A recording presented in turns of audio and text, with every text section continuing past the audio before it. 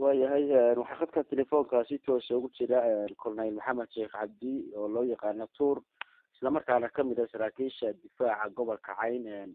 korneyl hadda waxaad ku sugan tahay aaga hore, bal faahfaahin naga sii. dhawaan waxaa deegaanka Balcad soo gaadhay ciidamo taabacsan dhinaca maamulka Somaliland oo iyagu doonaya inay ku fidaan guud ahaan deegaanka gobolka cayn sida wararka lagu hayo. ciidamadaasi waxay ku sugan yihiin deegaanka Balcad. maxaad ka haysaa xaaladda halkaasi ka jirta? aad baa umahadsan tahay. anigu saaka ayaan kasoo jarmaaday soo joogto waqooyiga buuhoodle. waxaan soo maray tudada sarmaan, banyaal baan maray. waxaan soo maray meesha la yihahdo dandan baan maray.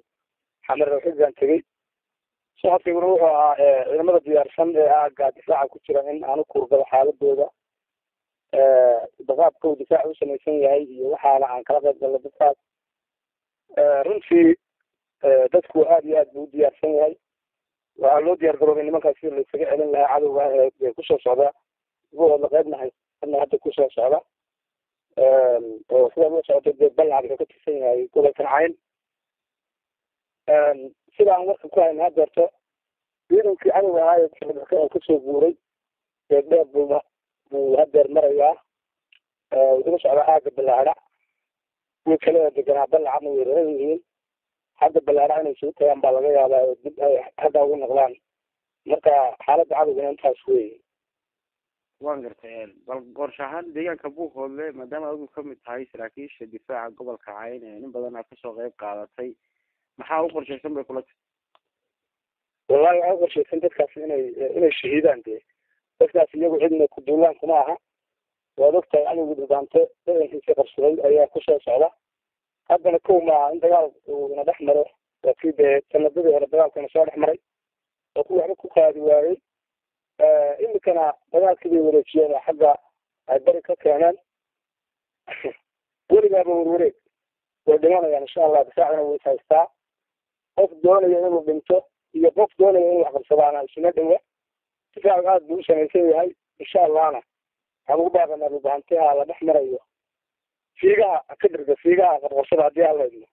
idinka laftiina waxaa idinla gudboon habisadan laydin saaray inaad ka qaadaano. nimankana way dhimanayaan. baabuur dul banaan bay wataan. waa dhimanayaan. xabadda ku dhifta. haddii aad ku dhifan weydaana fiigahooda bilaqaysa haddii lahayno.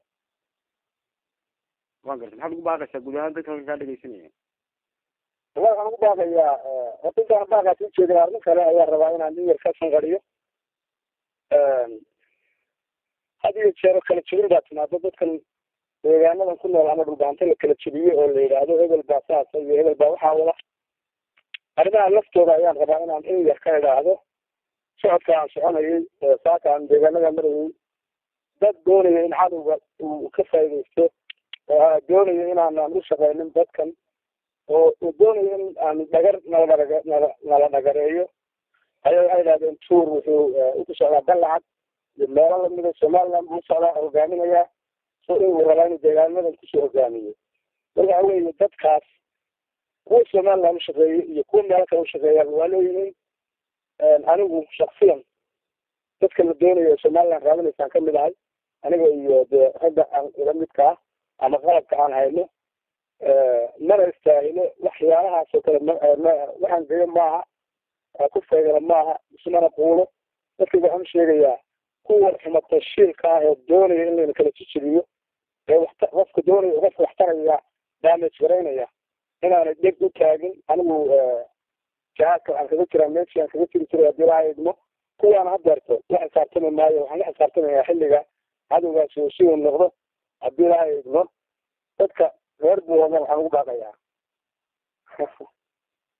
naagala taataabin meelsa looga gole. war waxaa marba meel la wareegayo ciddan lagu socdaa ee nimankaa dagaalka ka dhexeeya weynaga. cidda maanta haddii la qabsado ninba mar lasoo saaraya weynaga. dadkaa dhulbaantana waa dhiiranaya insha allah. maanta magacii inagaa hayna aan dagaalano. dadkana runtii aad buu u diyaarsan yahay. ha dhimato 1,000 iyo 2,000 waxay doonayaan ha dhimato. sharafta ayaa ka qaalisan. saasaynu isku ognahay haddii la hayno.